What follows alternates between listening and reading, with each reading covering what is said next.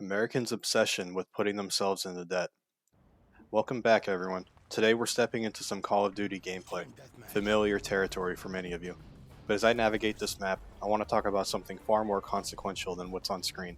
America's deep-seated obsession with debt. It's a pattern that defines millions of lives. Credit cards, car loans, student debt, mortgages, all piling up year after year. Yet, there's a way out, a smarter approach. Investing in things like your 401k, your Roth IRA, a health savings account, keeping money in a high yield savings account, index funds, exchange traded funds.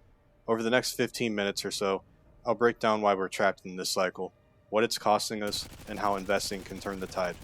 Let's get started. Now, the scale of the problem, which is debt in America. As I move through this map, taking stock of what's ahead, it's a fitting parallel to how most Americans approach their finances.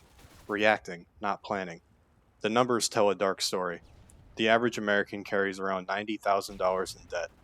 That's not just home loans, it includes cars, credit cards, and student loans, a burden that grows heavier with time. In 2023, total U.S. consumer debt reached $17 trillion. That's a figure so massive it outstrips the economies of entire nations. This isn't an accident, it's a cultural norm. From the moment we're old enough to sign a contract, we're encouraged to borrow. At 18, it's a credit card. By 22, it's tens of thousands for college. Then a car, a house. Each step marketed as a milestone, not a millstone. But for too many, it's a weight they'll carry for decades. Now, the mindset of seeking instant rewards. Here in the game, every decision has an immediate consequence. Move too fast and you're caught off guard. Life's not so different. One reason debt is so pervasive is our need for instant rewards. We're wired to want things now. New phones, new cars, new experiences, and the system's built to deliver. That's the beauty and also the downfall of capitalism. Companies and lenders thrive on this. Car dealerships push zero down leases. Colleges frame loans as an investment into yourself.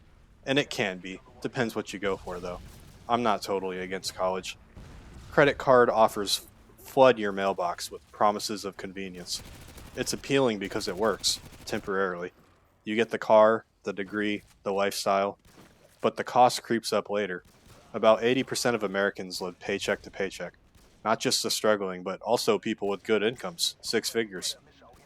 They're caught in a cycle of payments that they can't escape. It's a trap disguised as progress. What's the true price? Because interest compounds the damage. Things are picking up here. Pressure's on, and every move matters. That's what debt feels like when interest kicks in. It's not just what you borrow, it's what you pay to borrow it.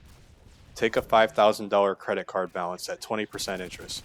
Make the minimum payment, $150 a month, and it'll take over 30 years to clear. By then, you paid $13,000, and you started off with 5. That's nearly 3 times the original amount. Car loans follow the same pattern. It's one of the biggest loans that people get. The average new car loan is $40,000 with a 6% rate over 5 years. That's an extra $6,000 in interest.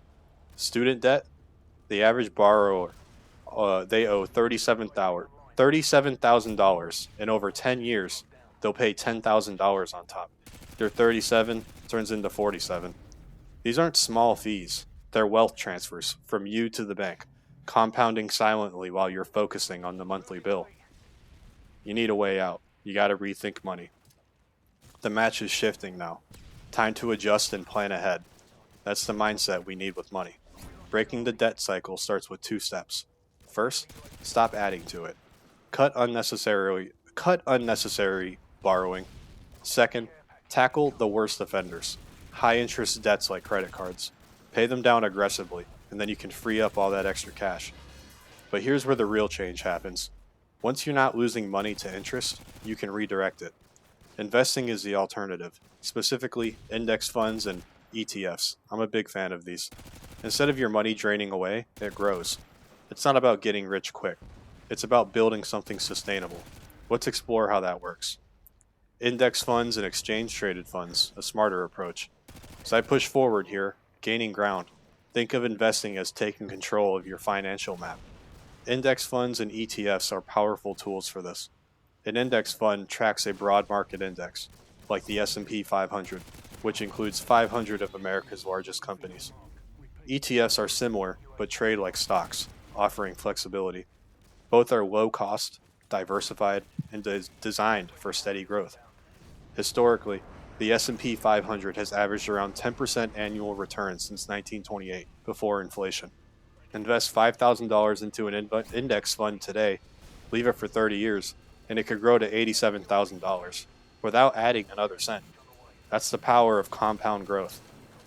Unlike debt, where interest works against you, here, interest is your ally, building wealth over time. The long-term advantage, patience pays off. Now, the strategy is paying off. You've waited 30 years. Investing's the same. It rewards patience. Debt promises instant gratification, but delivers long-term pain. Index funds and ETFs offer the opposite. Modest starts and significant gains. Imagine paying off a $500 monthly car loan, but instead you're investing it, that $500. At 10% returns over 20 years, that's $343,000. Compare that to someone stuck in perpetual payments, still leasing cars, still swiping cards, with nothing to show at 50. Markets fluctuate, yes, and so does inflation, but over decades, they trend upwards. You don't need to outsmart Wall Street. Just stay consistent. It's why this approach is a cornerstone for long-term wealth. Now, debt versus wealth, the bigger picture. I'm playing Call of Duty and some of my matches are done and dusted. Let's tie this together. Same thing with wealth.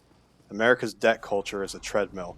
It's running hard, going nowhere, losing ground to interest. Investing into index funds and ETFs flips that equation. It's not flashy, but it builds real security, something that debt can't offer.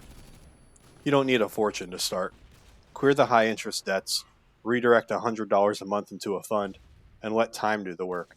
It's a choice between paying banks forever or paying yourself for the future. One's a burden and the other one's freedom. So, what's our next steps? Thanks for sticking with me through the gameplay in this discussion, but that's a weight that too many of us carry. It doesn't have to be permanent.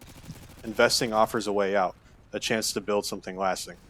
What are your thoughts? Caught in the cycle or breaking free? Leave a comment, let me know.